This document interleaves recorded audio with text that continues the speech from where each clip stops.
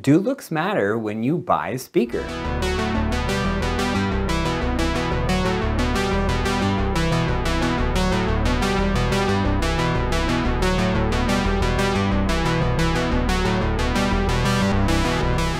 There are people who have budgets that are basically sky's the limit. They don't have to worry about a lot of constraints where they can buy a speaker that is both performs phenomenally and also looks amazing.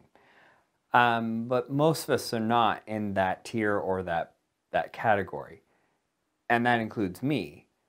And so what we're trying to do is, basically find that best performance for our dollar. And in doing that, you look into a bunch of different factors.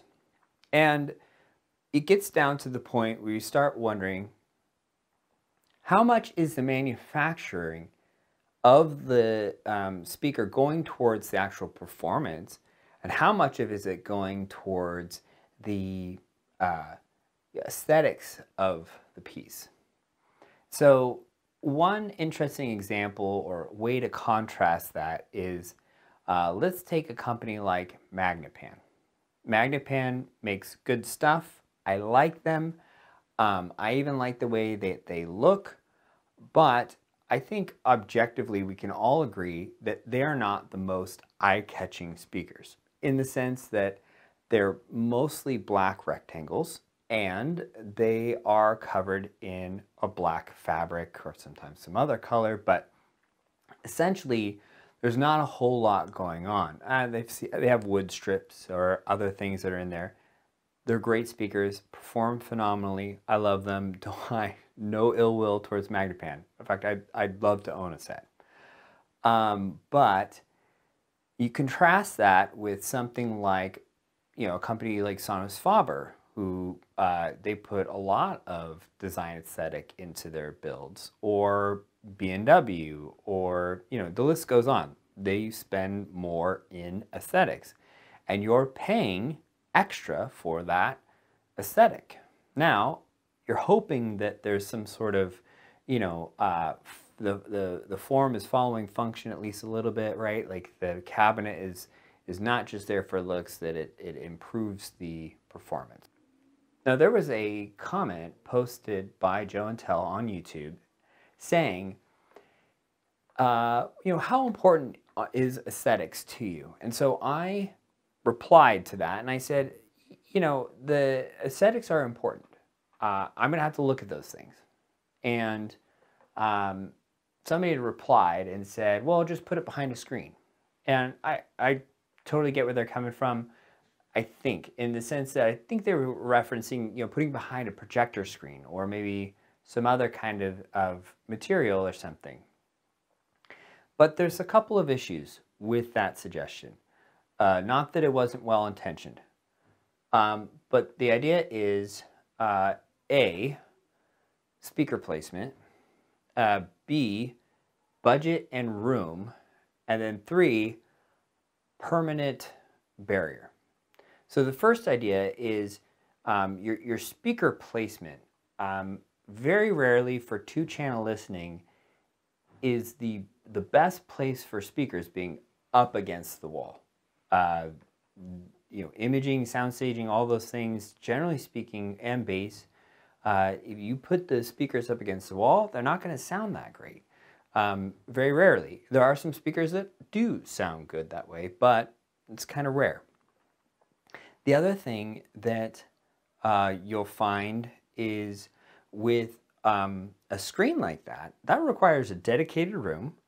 It also requires space in the room. So you're talking about a rather large room to put speakers behind a screen, right? So you have room to sit somewhere, and having additional room behind the screen to be able to put speakers. I'm building a dedicated room, and I don't have that kind of room for it.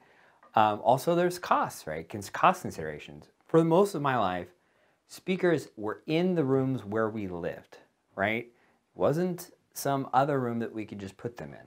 So there was an article that Audioholics did where they were doing a speaker shootout.